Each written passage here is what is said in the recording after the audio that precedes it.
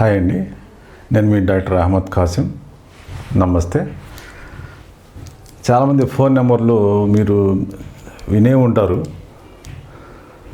Sir ఈ number వచ్చాక నాకు కలిసి వచ్చింది, ఈ నెంబర్ వచ్చాక మొత్తం పోయింది,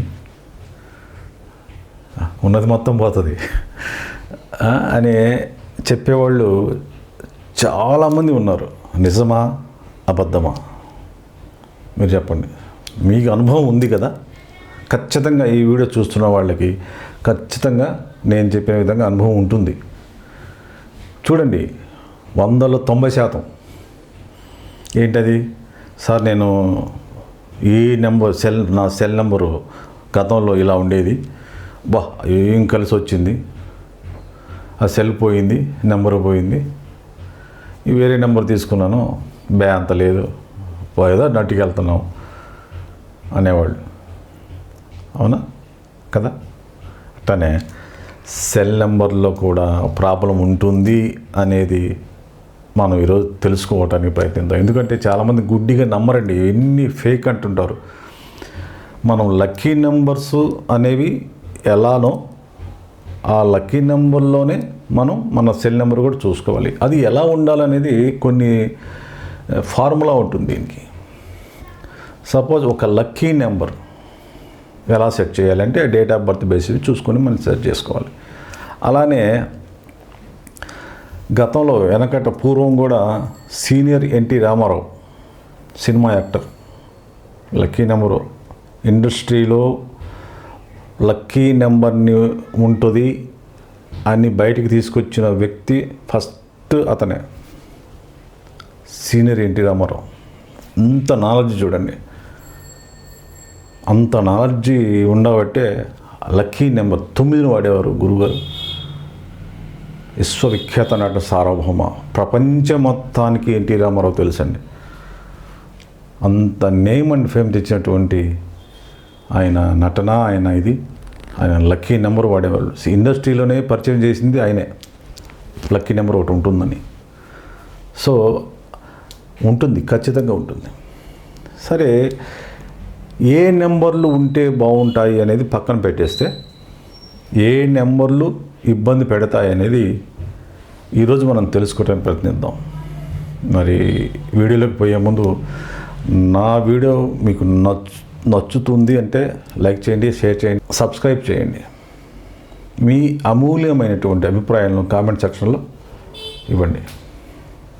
సరే, మళ్ళా లేట్ చేయకుండా మనం వీడియోలోకి వెళ్ళిపోదాం. సెల్ నెంబర్కి ఏదైనా సరే 10 నెంబర్లు ఉంటాయి కదా. ఆ 10 నెంబర్ ఎగ్జాంపుల్గా రాస్తున్నానండి, ఇది ఈ నెంబర్ అని కాదు, నా నెంబరే నేను రాస్తున్నాను. అంటే నేను వాడినటువంటి నెంబరే నేను యూజ్ చేయడం జరిగింది, కానీ మొత్తం నెంబర్లు డిస్ప్లే చేయట్లేదు.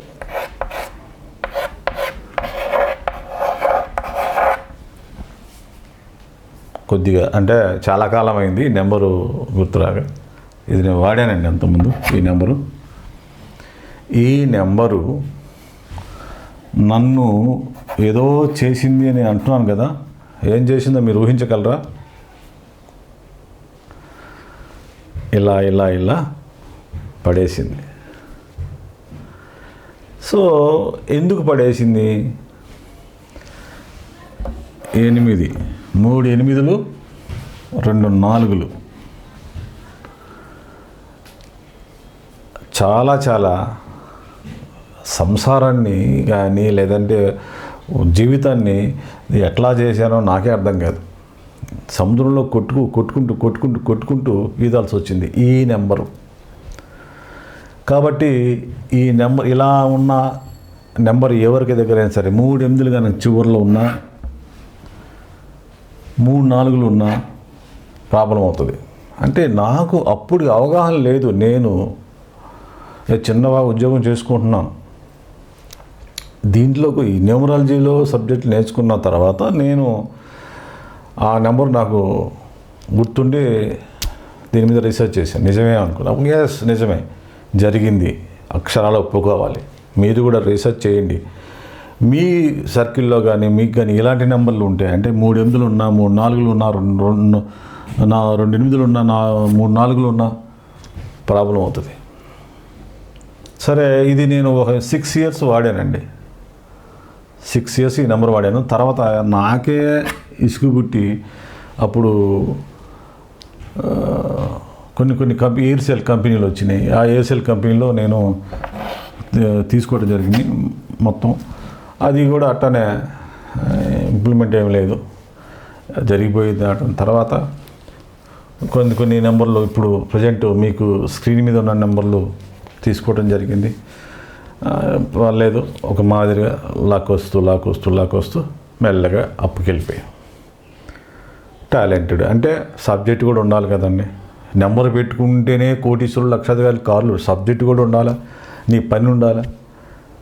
ఇప్పుడు కూలి పని చేసేవాడికి ఈ నెంబర్ వాడుకో అంటే బాగుంటుందంటే కూలి పని మానేసి ఇంట్లో కూర్చోమని కాదండి, పని చేయాలి.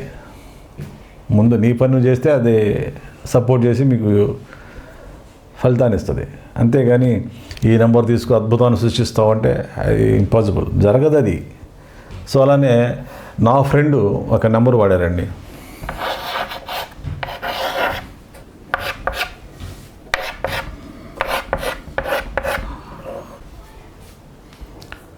ఒక వ్యాపారం చేశారు ఈయన. నేను కొత్తగా నేర్చుకున్న న్యూమరాలజీలో నేర్చుకున్న తర్వాత అంతకుముందు ఆయనకి ఈ నెంబర్ ఉంది. నేను కొత్తగా నేర్చుకున్న తర్వాత నా దగ్గర వచ్చిన క్లయింట్, అప్పటికి ఫోన్ నెంబర్ల మీద రీసెర్చ్ లేదండి, ఉన్న వాస్తవం చెప్తున్నాను. అప్పటికి ఫోన్ నెంబర్ల మీద రీసెర్చ్ ఏం లేదు, జరిగిపోతుంది. నేమ్ కరెక్షన్లో ఉన్నారు, నేమ్ కరెక్షన్ పెట్టాము ఒక షాప్కి. అద్భుతంగా మంచి పేరు వచ్చింది. నేమ్ అండ్ ఫేమ్ అంటే పక్క షాప్ వాళ్ళు కూడా ఇతన్ని అసూయతో ఏదో చేయాలి ఇతన్ని అన్నంత ఎదిగిపోయారు. ఆయన వాడుతున్న నెంబర్ ఇది, షాప్ పేరు మాటకు పెట్టాను అంతే, ఎదిగిపోయారు. తర్వాత ఆయన వేరే షాపుకి అని కావాలి గురుగారు అంటే వేరే షాప్ కూడా అదే సేమ్ పేరుతో పెట్టేయండి అన్నాను. అంటే వేరే కేటగిరీస్ అనమాట. షాప్ పేరు అంటే ఏమి మెటీరియల్ ఏంటని నేను చెప్పట్లేదండి, ఎందుకంటే అది ప్రోటోకాల్ కాబట్టి చెప్పట్లేదు. సో ఆ నెంబర్ ఈయన వాడారు. కొన్నాళ్ళ తర్వాత ఆయనకి అంత ఎదిగిన మనిషి మెల్లమెల్లగా డౌన్గా మెల్లమెల్ల ఎట్లా డౌన్ అయిపోయాడు, అప్పుల పాలైపోయాడు. ఇంద్రబాబు నేను పెట్టిన పేరు మంచి బాగా ఊపికెళ్ళుకుంది, మరి ఏం జరిగిందని మాకు టెన్షన్ ఉంటుంది కదా. ఏందా నా దగ్గరికి వచ్చాడు, ఏందయ్యా స్వామి ఏంటి అని. సార్ ఇట్లా జరుగుతుంది, అప్పులు ఇదవుతున్నాయని. సరే చేసేది ఏముంది, అక్కడ తీసుకొచ్చి పాపం కట్టాడు. ఏదో కొంతకాలం జరిగిపోయింది. తర్వాత ఊపిరాడిని స్థితిలో అసలు ఊరు వదిలిపెట్టి వెళ్ళిపోయాడు అతను. ఐపీ పెట్టి వెళ్ళిపోయాడు, ఐపీ నోటీస్ ఇచ్చాడు. అప్పుడు మేము అనుభవించేటువంటి బాధ మామూలు బాధ కదండి. నా దగ్గరే కరెక్షన్ చేసుకొని షాప్ పేరు ఒక ఎత్తు దిగి మళ్ళీ డౌన్ అయ్యాడంటే ఎక్కడ లోపం వచ్చిందని నాకు అర్థం కాల. ఆయన బోర్డు మీద ఏం చేశాడంటే ఈ నెంబర్ డిస్ప్లే చేశాడు, షాప్ పేరు పైన ఈ నెంబర్ ఇది తను వాడుతున్న నెంబర్.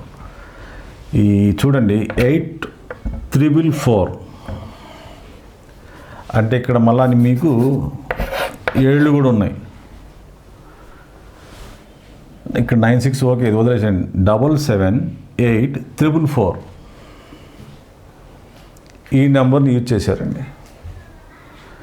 ఈ నెంబర్ యూజ్ చేసిన అంటే మనకు తెలియదు, ఆయన చేశారు. తర్వాత నేను రీసెంట్గా అతన్ని మళ్ళీ నా దగ్గర రావడం జరిగింది. ఇప్పుడు తన అప్పు తనే తీర్చుకొని ఎవరు ముందుకు రాక, తన పేరెంట్స్ కూడా రాలేదు, తన అప్పులు తాను తీర్చుకొని ఇప్పుడు నిలబడి ఎక్కడైతే పోగొట్టుకున్నాడో అక్కడే నిలబడి ఒక మంచి వ్యాపారస్తుడిగా మళ్ళీ స్టార్ట్ చేయడానికి సిద్ధంగా ఉన్నాడు. నేను అతనికి ఒక మంచి ఫోన్ నెంబరు, ఒక మంచి బిజినెస్కి సంబంధించిన నేమ్ ఇచ్చాను. రన్నింగ్ అవుతుంది, బ్రహ్మాండంగా సెట్ అయింది, హ్యాపీగా వ్యాపారం చేసుకుంటున్నారు.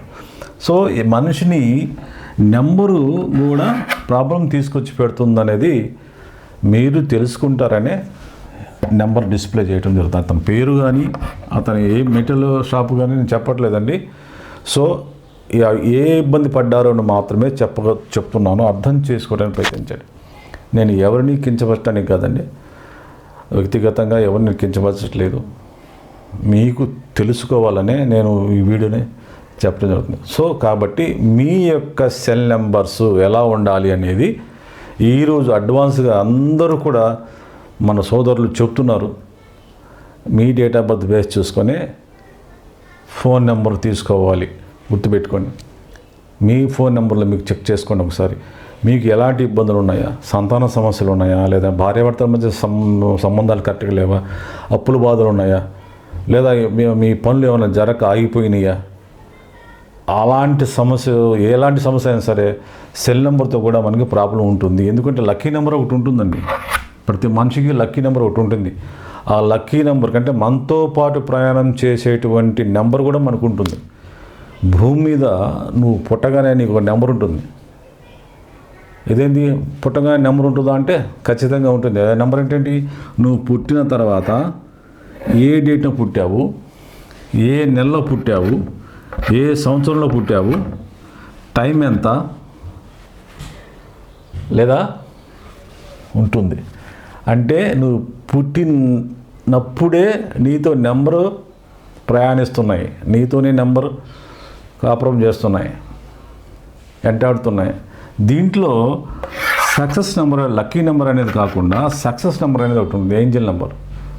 అది తెలుసుకుంటే చాలండి మీ లైఫ్కి హ్యాపీ.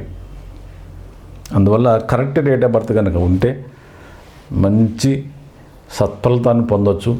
సో మీకు ఏదైనా ప్రాబ్లం ఉంటే ఎక్కడైనా మీకు దగ్గరలో ఉన్నటువంటి ఏదైనా న్యూమరాలజిస్టులు మీ దగ్గర ఉంటే వాళ్ళని కలిసి మీ ఇబ్బందులు తెలుసుకొని చెప్పేసి మంచి నేమ్ కరెక్షన్ చేయించుకోండి, మంచి లక్కీ నెంబర్స్ తీసుకోండి. లేదు నాకు దగ్గరలో ఉన్నారు అంటే స్క్రీన్ మీద కనబడుతున్న నా ఫోన్ నెంబర్కి ఫోన్ చేసి అపాయింట్మెంట్ తీసుకొని నన్ను కలవచ్చు.